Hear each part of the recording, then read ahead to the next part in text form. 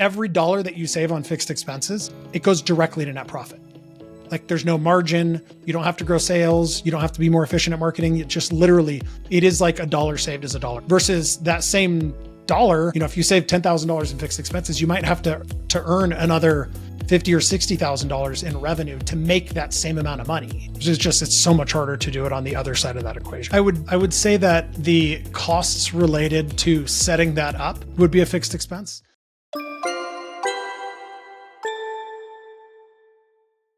Welcome to the eCommerce Marketing Podcast, the highly rated digital marketing podcast that provides weekly digital marketing tips and strategies from some of the world's top digital marketers and e-commerce entrepreneurs that will help you take your digital marketing to the next level. Sit back and enjoy this power-packed episode hosted by Arlen Robinson, who is an e-commerce entrepreneur and digital marketing expert with over 20 years of experience. Hey, eCommerce Marketing Podcast listener. Are you looking to increase traffic and sales to your website? You can do this by launching your own affiliate program. Just visit getosi.com and sign up for a free trial today. That's getosi.com. Now get ready to hear from your e-commerce marketing expert of the week as they drill down to give you details on marketing strategies that can help grow your business.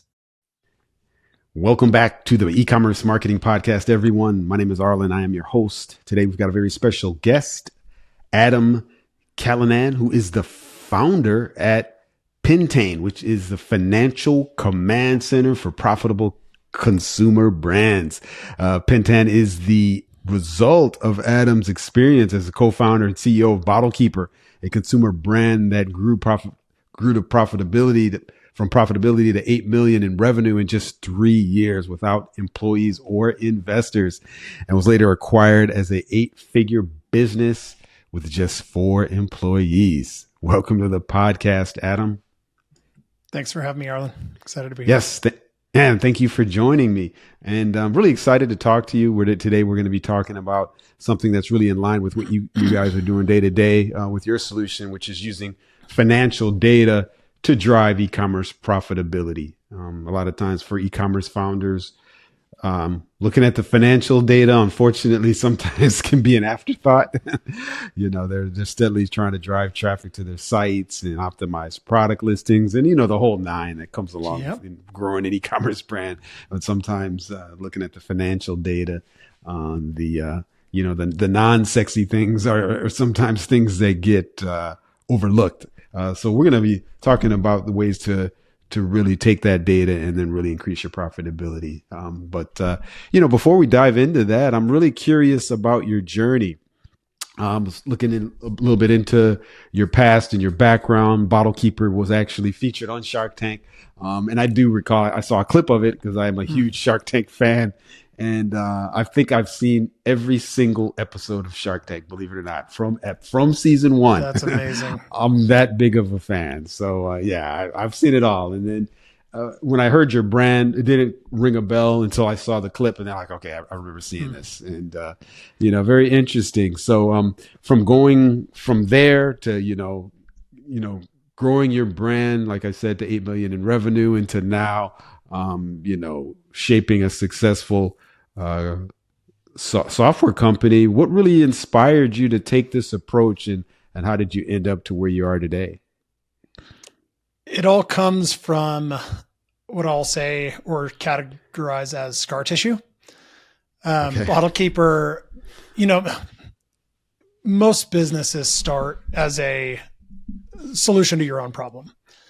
Yeah. And BottleKeeper was certainly that. It was my cousin was drinking a beer out of a red Solo cup on the beach in Southern California, and it was warm in minutes. And he's adamant about drinking a Corona out of a bottle at a specific temperature.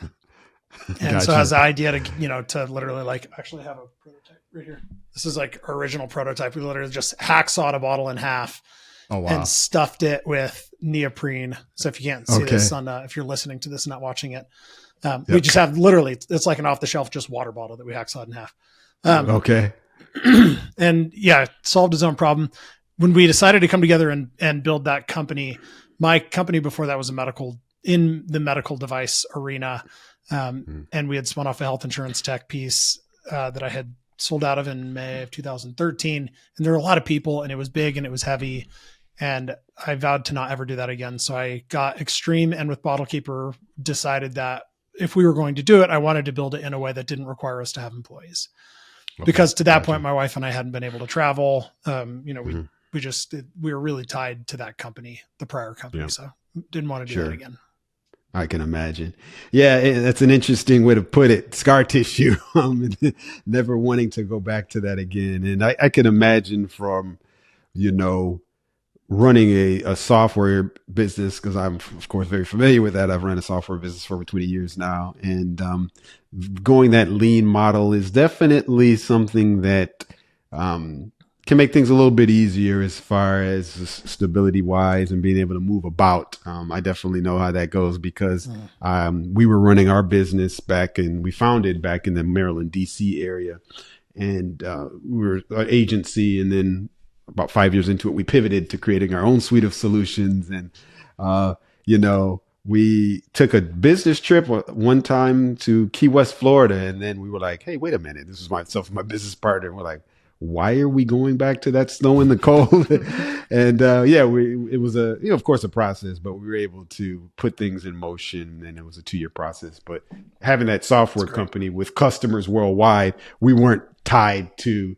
So my lesson there. So having the software company does give you the ability to kind of move about a little bit better because, people are getting your solution from all over the world. They're logging in, they're creating accounts. And so virtually you can be really anywhere to manage it. Of course you still need a team, but the team can be remote. And so I'm very familiar with that model, if you will. So very, very interesting stuff. Now, diving into the topic of today, as far as the financial data and using that, can you walk us through how a brand could actually use financial data to determine whether to offer things like, product discounts or raising prices or, common things like that? How would you be able to determine that? And is there like a real world example that you can share with us? Yeah, absolutely. I mean, if we look back at the BottleKeeper experience, there were some things, there was a lot that we did wrong in hindsight. We tried to burn it down a bunch of times. But there were some things that we did really well. And one of those was that although we had some of the creative, we were good at math. And so we were able to create systems using, like Craig just starting a spreadsheets. They grow into these crazy monsters over time, but being able to write math to answer questions around what was working. Honestly, it was that. Like if I was going to build a company with no employees, that meant that I had to run every single position.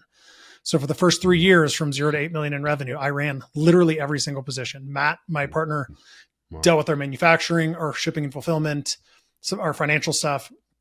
I did every single thing that the consumer would see. I built the website, I wrote the copy, I did the emails, I did all the paid media, the socials, like literally everything, customer service. And so I was doing that, developing the marketing strategy and spending our ad dollars, which, when we were doing 8 million in sales was certainly over $1 million, probably $1.5 million a year.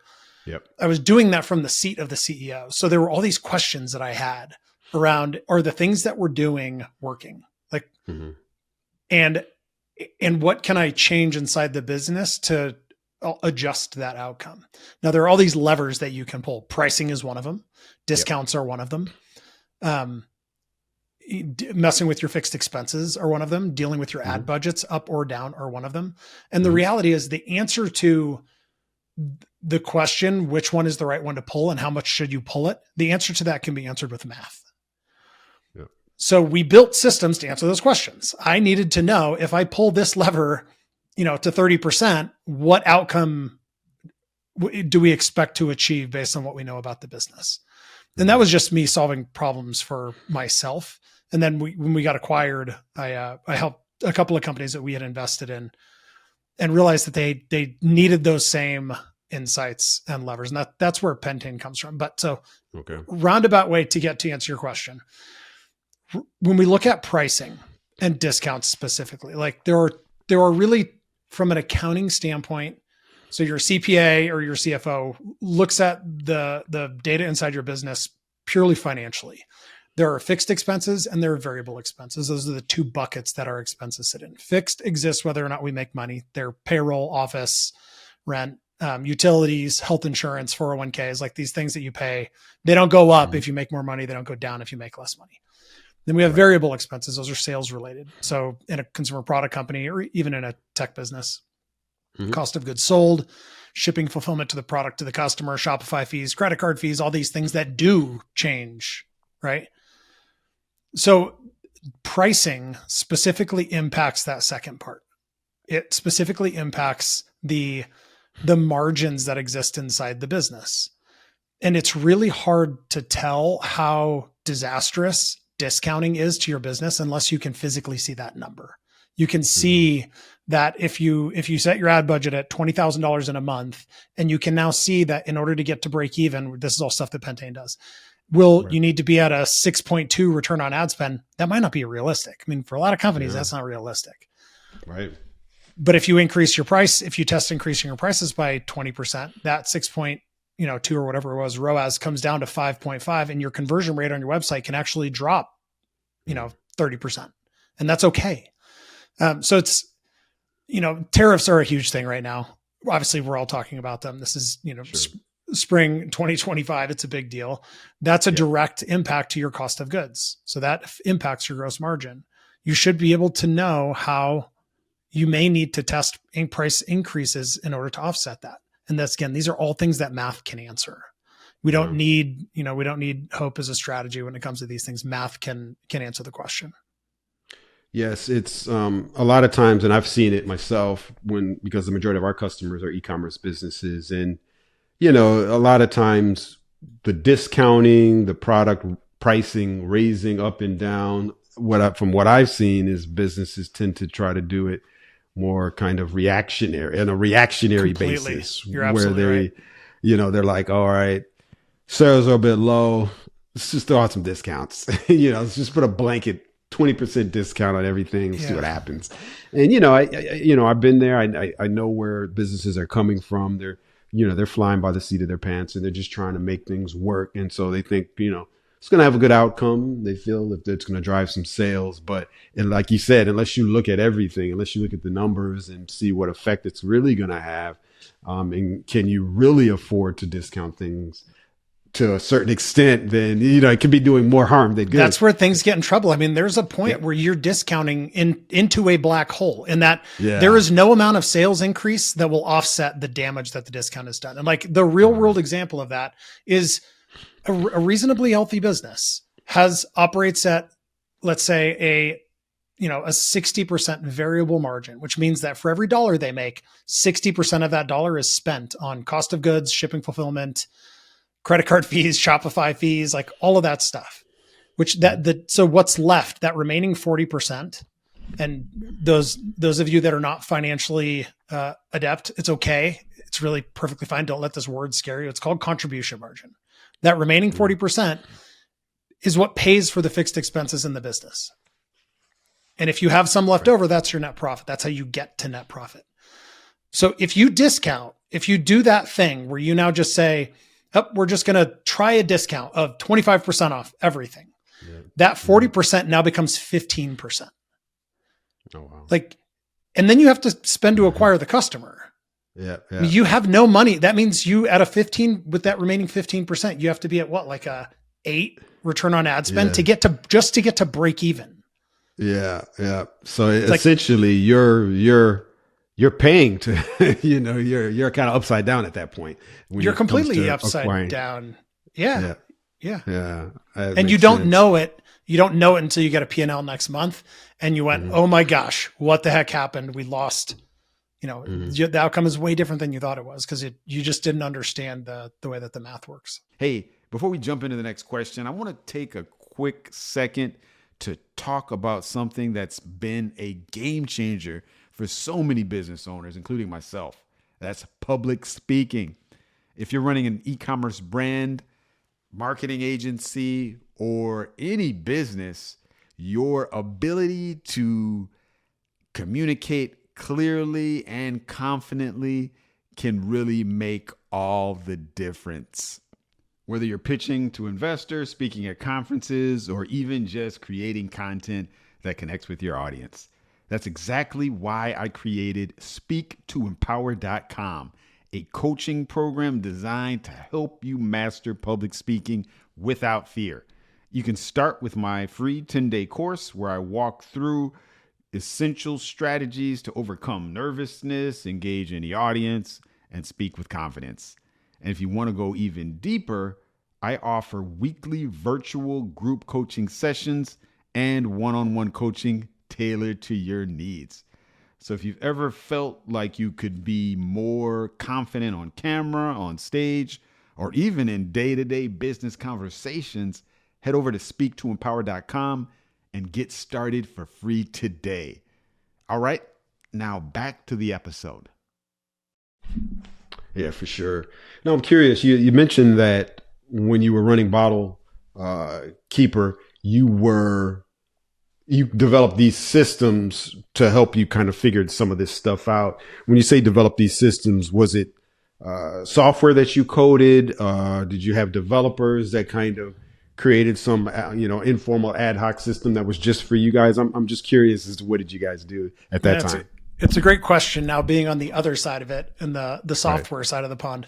No, it was literally spreadsheets. It was Google Sheets that started small. And, we tried to go and replicate what we were doing in other systems like Salesforce Datorama, tried to rebuild some of it in NetSuite. They were always a disaster. We always ended up back on spreadsheets, which is just the best thing that we had. We weren't a software company. We were running and gunning, running a super lean consumer brand.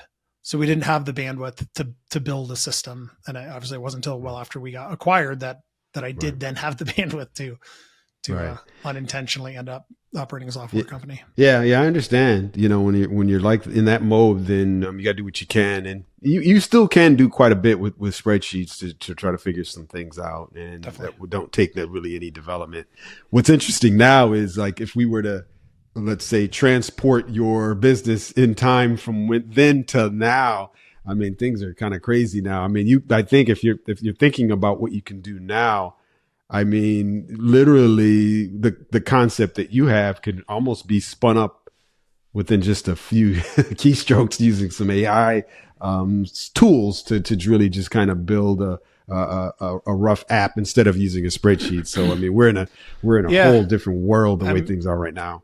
I completely agree. I mean, and even the cost and development time that it has taken to build Pentane is dramatically different than it would have been 5 years ago. Oh yeah. And I'm using Cursor to build apps to solve problems.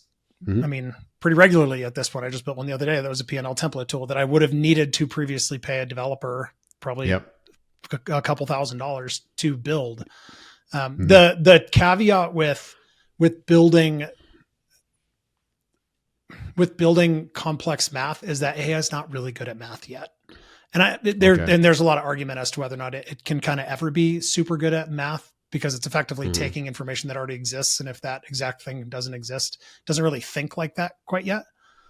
Right. But I mean, the math required, for better or for worse, some of it is relatively complex algebra. Some of it is calculus. I mean, AI operates at about an 8th grade math level. So gotcha. So some of that gets a little tricky. We're much safer today using conditional logic and writing out the algebra and calculus and things that we need to do in code. Gotcha. Yeah, interesting. Yeah, but I think at some point though it's gonna graduate. It's gonna at least get to the high school. Yeah, there's no question. Level. It's definitely getting better. I'm watching it get better. I've seen that, and the pace of it is just. Exactly. It's still going to take some time. Yeah, it's wild. Yeah, for sure.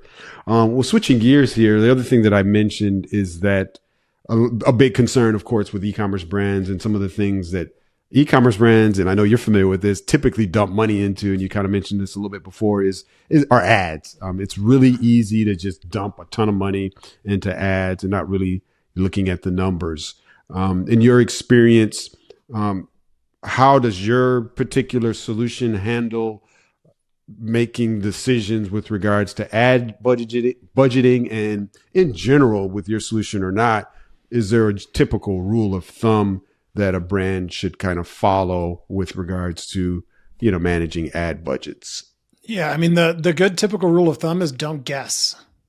Yes. I'm serious. Like, and that's what 97 I made that number up. Like, it's like literally like the vast majority, virtually all consumer brands. And I say this from the standpoint of we were there once too. That's why we had to figure out how to solve the problem with math. Guessing is the worst solution. You're literally just hoping that it works. And that is, we all know that hope is not a good strategy. Yeah. Yeah. How you answer the question of what your ad budget should be depends on how your business spends money and how it makes money. Like full stop. It depends on how your specific business is structured. So in Pentane, or whether you decide to figure this out in spreadsheets, or you got a CFO that understands customer acquisition, which good luck finding that, but that's like a whole other can of worms. For sure. If a business, if you go and if you have $100,000 a month in fixed expenses, that's your payroll, office expenses, all these things that exist, whether or not we make money. And the business operates on, for easy math's sake, a 50% gross margin. Or I'm sorry, 50% variable margin, meaning half of every dollar you earn is contribution margin. And this is before we spend ad dollars. So I'm your accountant won't agree with this, but I don't care. I'm removing ad dollars out of variable margins. They're more useful to look at them separately, which is why I like Pentane. Pentane is a how to operate a business profitably tool, not an accounting tool. It's not a replacement for QuickBooks. We use the information that exists in the financial systems differently to allow you to make decisions. So in that case, in order to get to break even, that business, if it spends $0 in advertising, has to do $200,000 in revenue. Because if 50% of that is expenses, that means you have $100,000 of that left. That is equal to the $100,000 of fixed expenses. That's what break even means. It means that you've created enough contribution margin to pay for the fixed expenses. That's it. Does that make sense?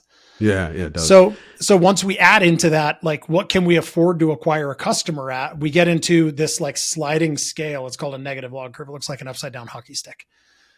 Because as ad spend increases, the needed return on ad spend to get to that break even number, it decreases for every company on the planet. And so you can, in Pentane, you can slide that along a curve and see exactly at what ad budget dollar does it need to perform at what return on ad spend in order to accomplish that goal that you have set, whether it's break even or it's a 5 or a 22% net margin. Okay. But that's all just pure math. Yeah. Okay. And is that, let's say you mentioned, of course, it's going to be a little bit different based on the brand. If we're looking at brands that are in, let's say, a similar sector, or let's say we're looking at, let's say off the top of my head, the electronic accessory space. Let's say we're looking at a brand, multiple brands that are in the space where they're selling cell phone accessories, cases, headphones, all these types of things. Sure. Is it fair to say that they can follow close to the same logic as far as that sliding scale, or is it going to vary? Great question. It's exactly the same. Okay. It's the same for ExxonMobil as it is for the dry cleaner down the street, as it is for Pentane, as it is for OSI, as it is for BottleKeeper. It's the same math for every company on the planet. We're just using it in a way that is helpful to the operators of the business. Because the beautiful, at least from my standpoint, like what makes Pentane interesting is that it was built it was kind of like for operators by operators. Like I built it from systems that I used running that type of company. Like that type of company from a financial standpoint doesn't operate, their margins are different, but from a structure standpoint, they don't operate differently than BottleKeeper or frankly than ExxonMobil. They're just, instead of a 50% margin, they maybe their industry skews to a 37 or a 62 or whatever, but all that information already exists in their business.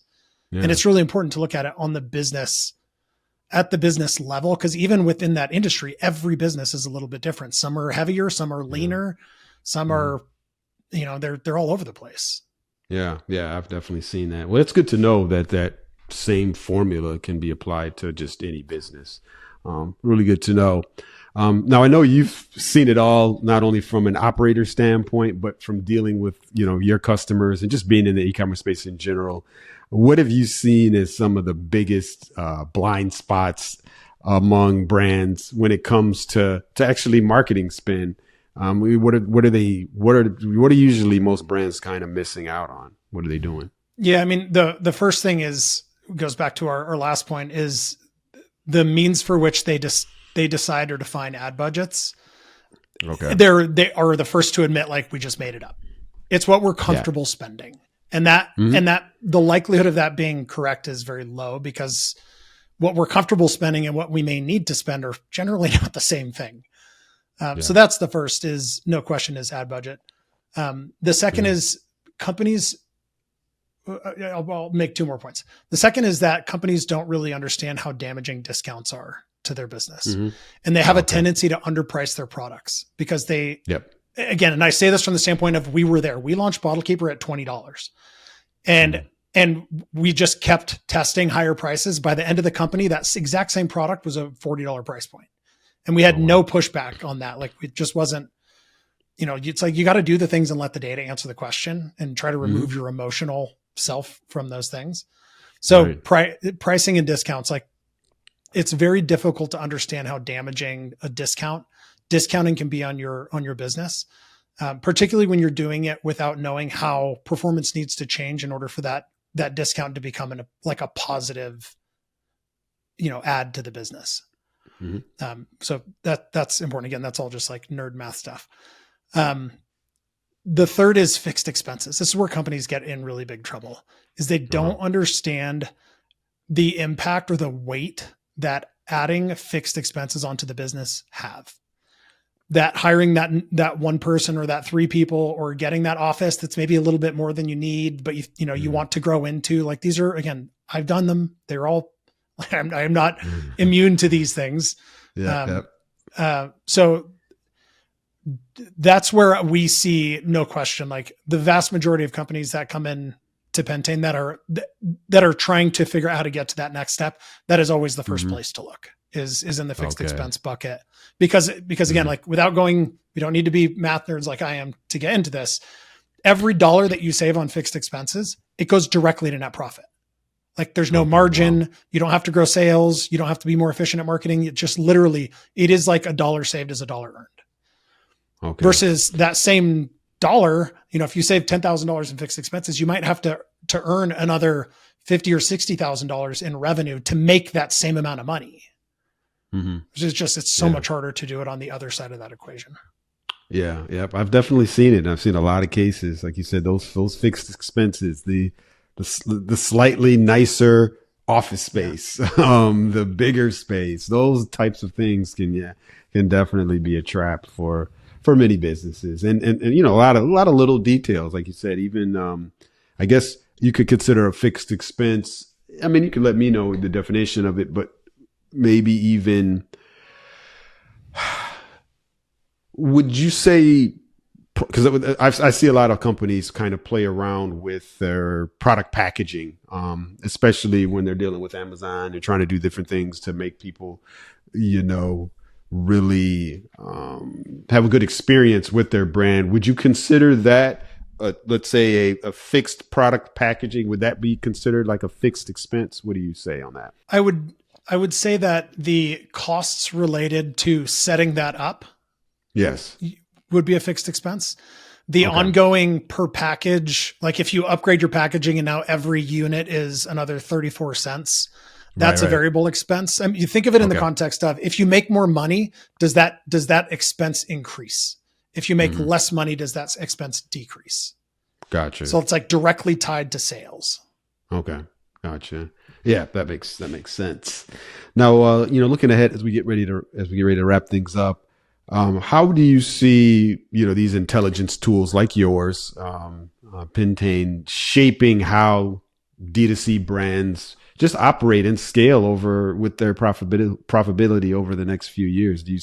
What do you see changing?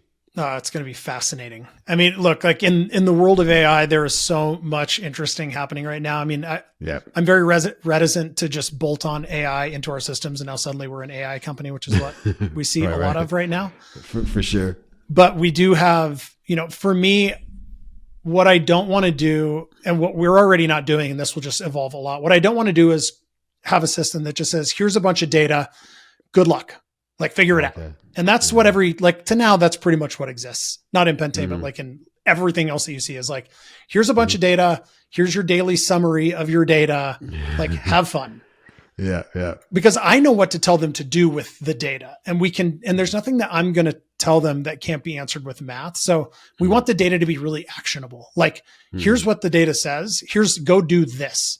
And if you follow that down the line, that can get really, really tactical and actionable to the extent of the data says you should do this, click this button, and it will execute these things with campaign structures and changes and budget placements and even creatives. And I mean, AI will just dramatically change, sort of the downstream marketing effects of what we can do once we have the data that's actually built on what is good and healthy for the business based on what you have determined.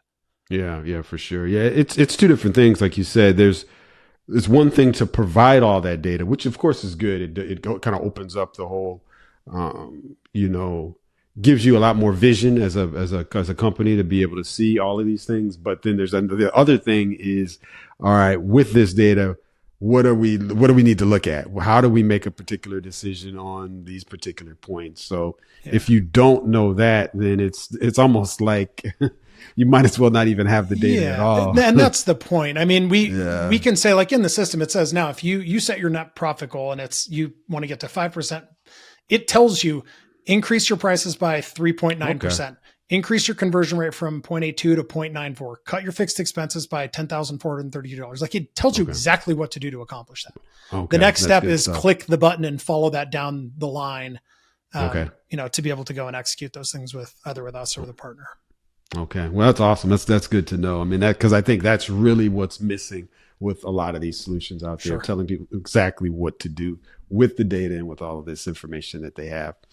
Well, Adam, this has been an awesome conversation. I really appreciate you coming on. I've learned a ton. I know our listeners and viewers have as well. But lastly, before we do let you go, I always like to shift gears so our audience can get to know you a little bit better. If you don't mind sharing one closing fun fact about yourself that you think we'd be interested to know.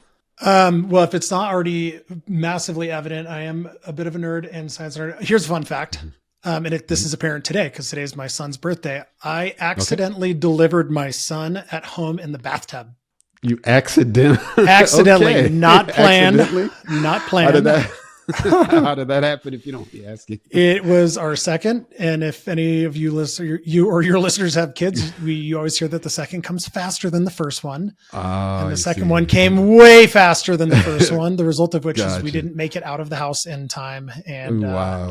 Okay. So Gotcha. So your wife was taking a bath. Next thing you know, no, it was literally like we were running to the car, and then it was like, nope, back inside. Baby came out. Oh, okay. Gotcha. I see. So you were getting ready to head to the hospital. We were trying. It was too late. The ship had sailed, apparently. Okay. Well, that's good to know. I'm glad everything worked out with that. So, I guess you just never know. I guess the key there is you got to always be prepared for any case that could happen. Yeah. And remember to breathe. Yeah, exactly. Well, thank you for sharing that, Adam. Interesting story. Appreciate having you on. Lastly, before we do let you go, what's the best way for our listeners and viewers to get a hold of you if they want to reach out to you and pick your brain any more about any of the topics we've talked about today? Yeah, you can find, Pentane is pentane.com, pentane.com. You can find me on LinkedIn. That's about the only social place I spend any time. And I say this very seriously. I am very happy to help wherever I can. Pentane is certainly one of the things, but I'm always happy to help. Awesome. Well, thank you. We'll definitely be sure to have the link to the site within the show notes as well as on our website so people can reach out to you and connect there and see if your solution can be a good fit for them. So definitely point people to it. And it sounds like it's an awesome solution that can really make a difference in the world of e-commerce. Thanks. Well, no problem. Well, Adam, it's great having you on. I really appreciate you coming on the eCommerce Marketing Podcast. Thank you for listening to the eCommerce Marketing Podcast. If you've enjoyed this episode, be sure to rate, review, subscribe, and share it with everyone you know. Are you looking to take your digital marketing to the next level, but are tired of weeding through countless YouTube videos with unproven and untrusted marketing strategies? Well, we have the answer for you. The More Sales Every Month online digital marketing course. In this information-packed course, you will learn effective keyword research, link building, content marketing, and much more to attract and convert your site visitors into paying customers. Just go to moresaleseverymonth.com and sign up today for a low one-time fee. In addition to this power-packed course, if you would like to get access to a growing repository of digital marketing articles, PDFs, and ebooks, check out getosi.com/resources and opt in to get full access to our library of priceless marketing information to help you take your digital marketing to the next level.